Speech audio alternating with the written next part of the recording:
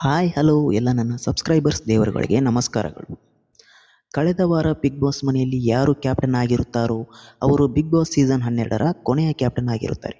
ಹಾಗೆಯೇ big boss season 12ರ ಮೊದಲ finalist ಆಗಿ ಆಯ್ಕೆ ಆಗಿರುತ್ತಾರೆ.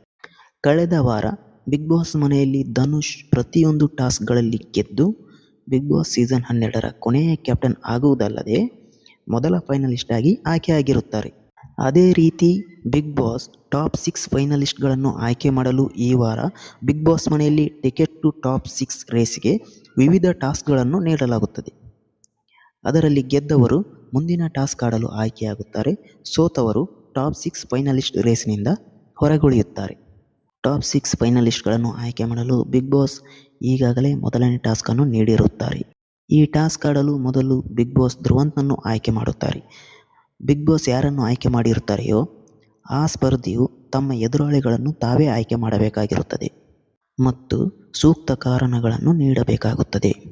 ಬಿಗ್ ಬಾಸ್ ನೀಡುವ ಈ ಟಾಸ್ಕನ್ನು ಆಡಲು ಧ್ರುವಂತ್ ತಮ್ಮ ಎದುರಾಳಿಯನ್ನಾಗಿ ಗಿಲ್ಲಿಯನ್ನು ಆಯ್ಕೆ ಮಾಡುತ್ತಾನೆ ಮತ್ತು ಇದಕ್ಕೆ ಅವನು ನೀಡುವ ಕಾರಣವೇನೆಂದರೆ ಗಿಲ್ಲಿಯು ಕಾಮಿಡಿಯೊಂದನ್ನು ಬಿಟ್ಟು ಟಾಸ್ಕ್ ಆಗಲಿ ಅಥವಾ ಮನೆಯ ಕೆಲಸಗಳಾಗಲಿ ಅವನ ಕಾಂಟ್ರಿಬ್ಯೂಷನ್ ನನಗೆ ಎಲ್ಲೂ ಕಂಡಿಲ್ಲ ಅಂತ ಹೇಳುತ್ತಾನೆ. ಇನ್ನು ಇವರಿಬ್ಬರ ನಡುವೆ ನಡೆಯುವ ಈ ಟಾಸ್ಕ್ ಯಾವ ರೀತಿ ಇದೆ ಎಂದರೆ ಚೂಪಾದ ಮೊಳೆಗಳನ್ನು ಹೊಂದಿರುವ ಹಲಗೆಯ ಬೋರ್ಡನ್ನು ನಿಲ್ಲಿಸಿರುತ್ತಾರೆ. ಸ್ಪರ್ಧಿಗಳಿಗೆ ಸೂಚಿಸಿದ ಸ್ಥಳದಿಂದ ಚೆಂಡುಗಳನ್ನು ಆ ಮೊಳೆಗಳಿಗೆ ಸಿಕ್ಕಿ ಬೀಳುವ ಹಾಗೆ ಎಸೆಯಬೇಕಾಗಿರುತ್ತದೆ. ಬಜರ್ ಆದಾಗ ಯಾರ ಚೆಂಡುಗಳು ಹೆಚ್ಚು ಮೊಳೆಗಳಿಗೆ ಸಿಕ್ಕಿ ಬಿದ್ದಿರುತ್ತವೆಯೋ ಆ ಸ್ಪರ್ಧಿಯು ಈ ಟಾಸ್ಕನ್ನು ಗೆದ್ದು ಮುಂದಿನ ಟಾಸ್ಕ್ ಆಡಲು ಆಯ್ಕೆಯಾಗುತ್ತಾನೆ. ಸೋತವರು ಟಿಕೆಟ್ ಟು ಟಾಪ್ 6 ರೇಸ್ನಿಂದ ಹೊರಗುಳಿಯುತ್ತಾರೆ.